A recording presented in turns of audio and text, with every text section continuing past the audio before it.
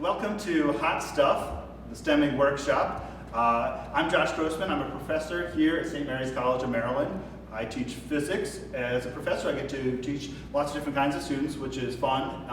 As a physicist, I get to look into and research how things work, how to improve technologies, and some of my work involves using lasers to make things really, really cold. But today what we're going to do is we're going to look at using microwave ovens to make things hot. Hey everybody, my name is Megan and I'm a junior here at St. Mary's College.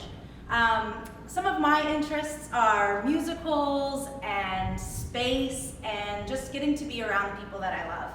So one of the things I'm looking forward to after St. Mary's is using the skills that I've learned here to solve problems. I used to be somebody that would say, oh, I'm bad at math or I'm bad at science.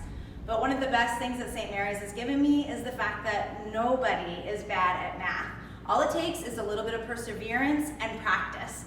And those problem-solving skills that I've gotten are fun and exciting, and now I feel like all the doors are open to me because I've been working on those skills. Hi, my name is Tyler. I'm a sophomore physics major at St. Mary's.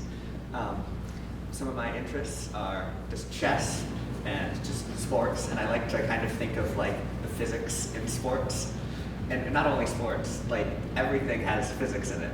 Like I know, like I like to watch Marvel movies, and a lot of things, like just how the characters move and like fly and stuff. Like Stan Lee talked about how he wanted to make everything actually accurate to physics. While it's not totally accurate, it still definitely has its parts from physics, which is really cool. I plan on being a high school physics professor because I just want to be able to help like young students just to be able to reach their full potential and to see what physics has to offer. So today, we're gonna look at some hot stuff in our own homes, in our kitchens, the microwave oven. You'll learn about how they work, and we're gonna use math and science to explain and predict the way things are gonna work in this microwave oven. You'll get to use your microwave oven at home to even test the ultimate speed here on Earth, or in the universe, the speed of light. Let's start with understanding some of the words that we're going to be using. You'll notice that I keep saying microwave oven.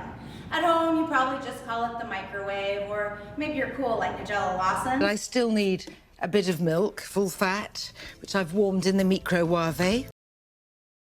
We're using the full name, microwave oven, today because we're going to use the microwave just to talk about the electromagnetic waves that the oven makes. Microwaves are like radio waves, but they're just a little shorter in length. They're longer than infrared light and the visible light that we see. People use microwaves for all kinds of things. Wi-Fi and cell phones use microwaves for communications, and there are lots of careers where you could work as a scientist or an engineer to improve telecommunications technology, making the internet run faster and bringing it to people all around the world. Microwaves are also used in radar for aircraft, for tracking weather and precipitation, and even for self-driving cars. Microwave ovens were actually invented after an accidental discovery by a scientist working on developing radar in World War II. A scientist named Harry Spencer noticed that when he reached past an instrument that he was working with for radar, the microwaves made the chocolate bar that he had in his lab coat. When it dangled in front of the instrument, the microwaves melted it. And so after the war, scientists and engineers used this discovery to invent the microwave ovens that we use today. Electromagnetic waves, like microwaves, have electric fields and magnetic fields. We'll see how that heats up food in a moment. The microwave oven makes a bunch of these electromagnetic waves, and we call it electromagnetic radiation. Radiation sounds dangerous, but it just means that things are moving away from a certain point. When you talk, there's radiation coming from your mouth, like in sound waves. And then also, kids after school, they radiate away from the building when they're going home.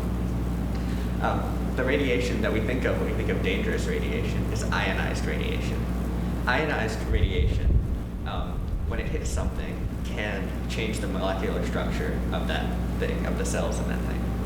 An example of this are like nuclear radiation, and then also very high energy electromagnetic waves like X-rays. Even ultraviolet light is ionizing radiation. That's why we need like sunscreen, and me especially, I need sunscreen.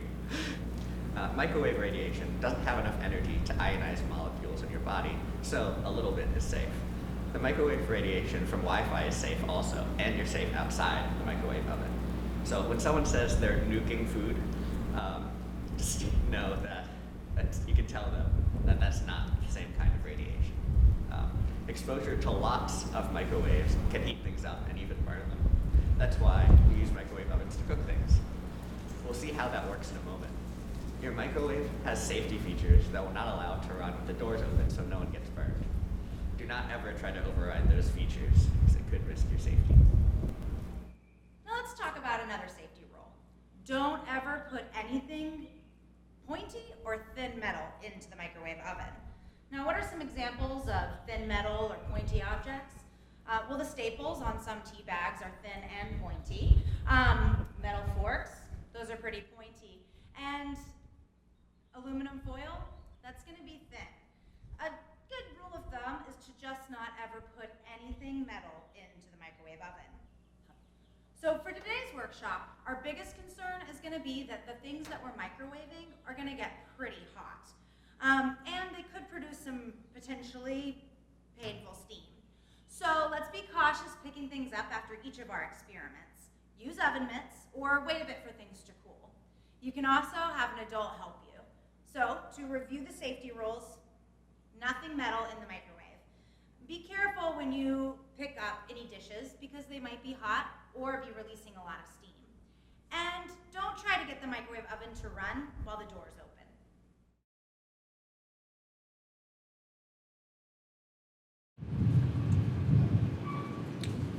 Before we start doing experiments, let's take a minute to understand how the oven makes microwaves and then how the microwaves heat food.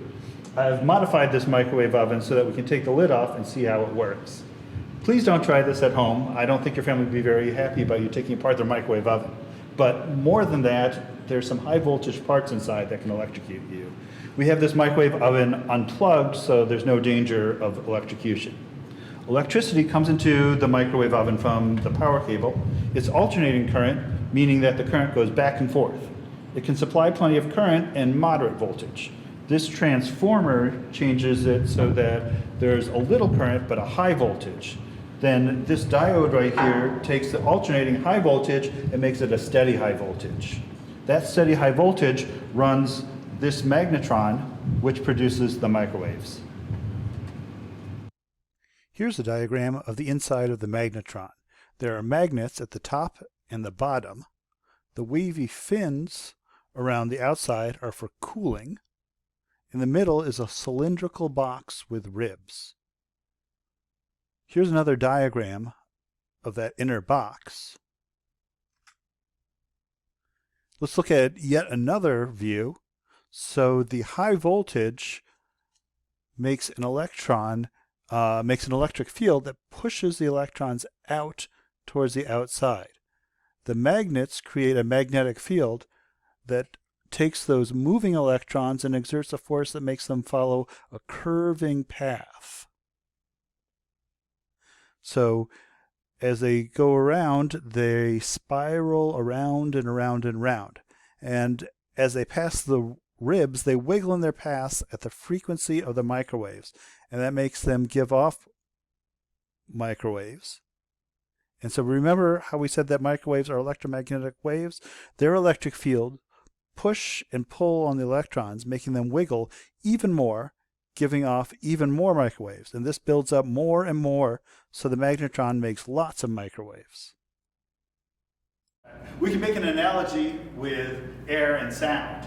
The electrons coming out of the cathode are like your breath, which is just kind of like a whoosh without much sound waves. The shape of the magnetron makes the whoosh of the electrons wiggle, and they give off microwaves. Just kind of like the shape of a whistle makes it so that the air you breathe wiggles, giving off sound waves. And the sound waves make the air in your breath wiggle even more, which gives off even more sound, like that. So the magnetron is kind of like a microwave whistle.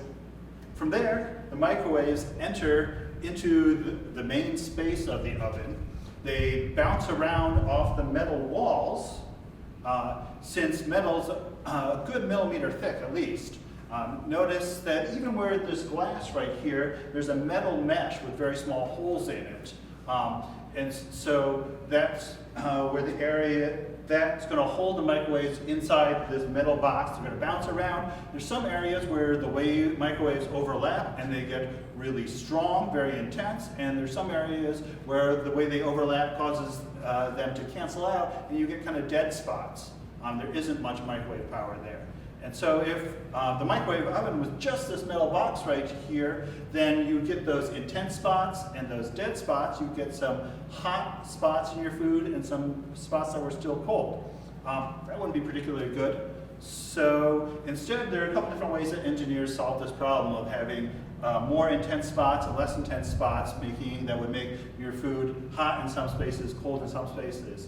One way they do this is a lot of microwave ovens have a turntable right here. And so what that does is it spins the food around so that the different parts of the food move into an intense area and then through a less intense area. So on average, it gets warmed up equal amounts.